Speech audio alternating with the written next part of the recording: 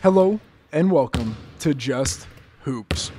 The Denver Nuggets have been rolling of late, winning 8 of their last 10, currently first in the Western Conference, and a huge part is their elite offensive play. They're moving the ball, they're playing off of each other, the offense is very hard to guard, and now let's look at some stats that show how elite this offense has been. They're first in offensive rating at 117.5. They're averaging over a point per possession. They're shooting really efficiently, and they're top of the league in assists. Just their ability to play off of each other is phenomenal, but what we're really going to look at is their post offense.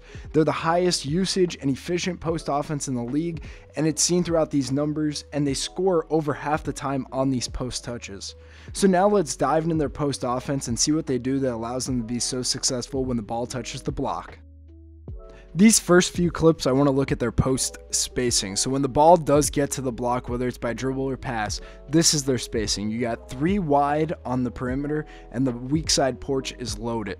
This is how they like playing out of the post, allowing either Aaron Gordon, Nikola Jokic to catch the ball, be in a space where the defense has to make the decisions for the offense.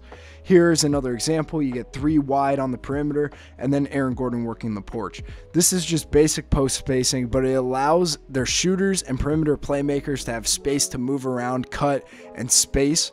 And it allows the guy on the porch, whether it's Bruce Brown, Aaron Gordon, Najee, or Conchar, to work down there, find space, find cracks, find openings, and make themselves available to rebound or receive a pass from the post player. Just really good spacing, allowing them to be successful from the jump. But now let's dive into how they like flowing into their post touches.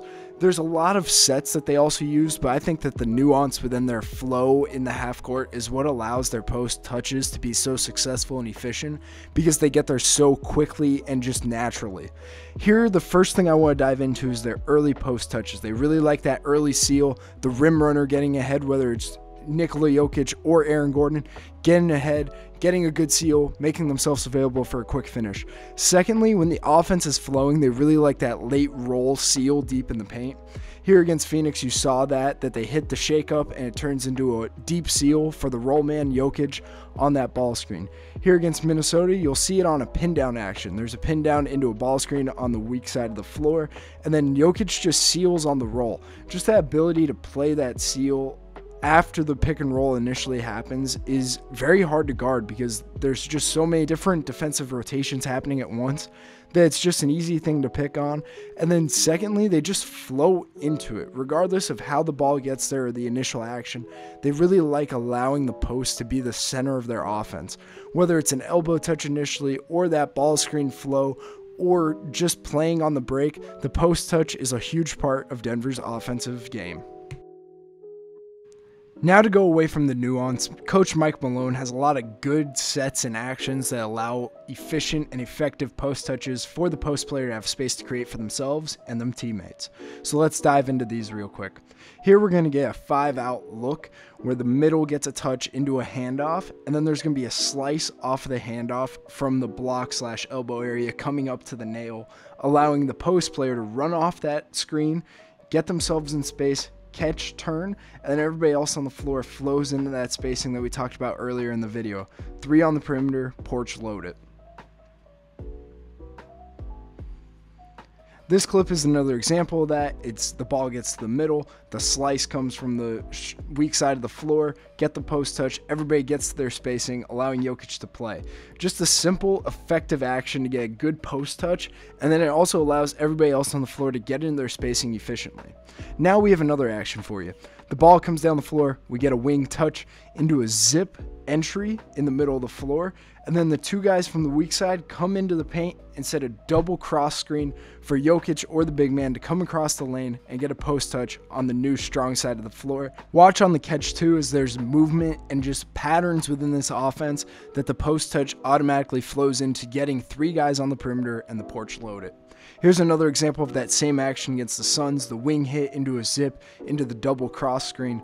Just a really good way to get a clean post catch and allow easy spacing flow to get that guy on the porch 3 wide and produce good offense, whether it is from the post getting the score assist or from the perimeter. But why is Denver's post offense so good? It's Nikola Jokic.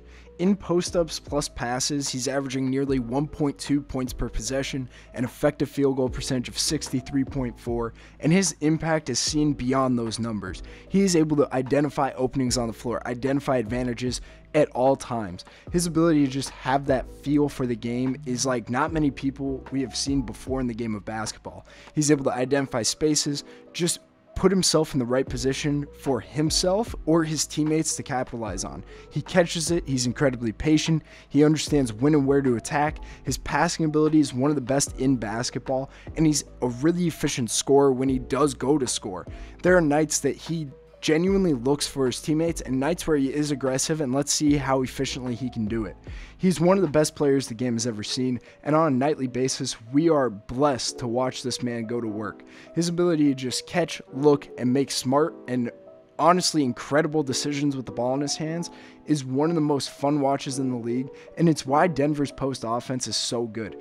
Jokic is the heart and soul of this offense and their defensive schemes, and on a nightly basis, he goes out there and makes defenses pay. So Denver's post offense is based on Jokic, the spacing provided, and some actions and movement that allow everyone on the floor to benefit from Jokic and his abilities on the block.